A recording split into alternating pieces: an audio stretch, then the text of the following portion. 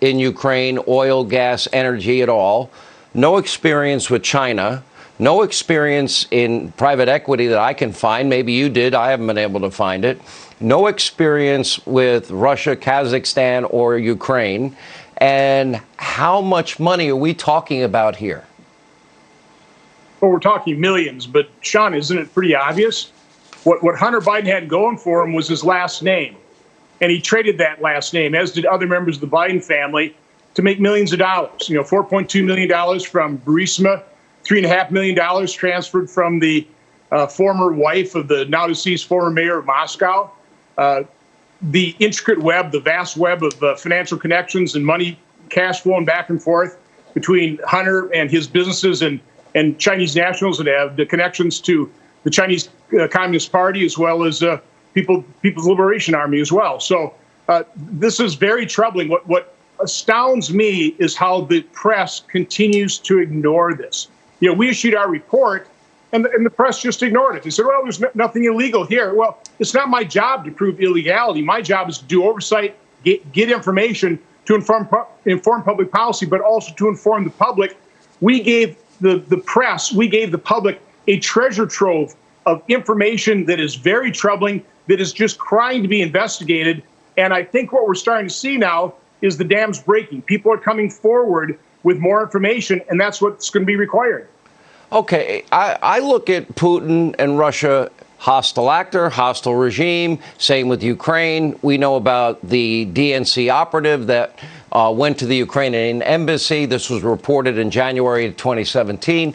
The bottom line is there are countries that do want to influence elections. Now, in spite of a media narrative that was about Trump-Russia collusion that is debunked, we learned that there was a Russian disinformation dossier in the last election. Hillary Clinton paid for it. We know that they were warned repeatedly not to trust it. We know that the source for Christopher Steele was known to the FBI to be a Russian operative for over a decade, and they still use that dirty Russian misinformation dossier to secure FISA warrants to spy on the Trump campaign and the Trump presidency. Okay. It was the opposite of what the media said. How deep do these countries go in trying to influence our elections? And do you think there's more shenanigans that they're now playing to try and influence this election? Well, I think Russia always has. I think China has. Iran is.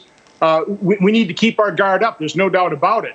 But when you engage in such an obvious and glaring conflict of interest in Ukraine, then in Russia, then in China, you're just asking for trouble. I mean, this represents such an enormous conflict of interest, counterintelligence, and extortion threat, just what we already know. And Sean, I think we're just scratching the surface.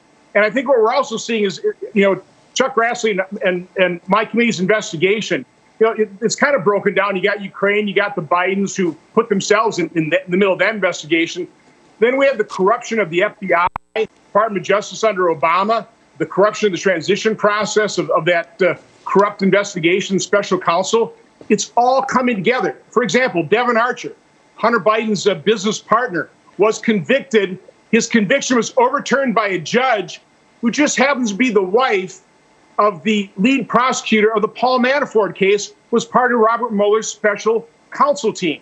You know, this whistleblower, who, by the way, contacted us the day after we issued our report, that the news media completely ignored, he contacted us, but he also apparently delivered this computer to the FBI.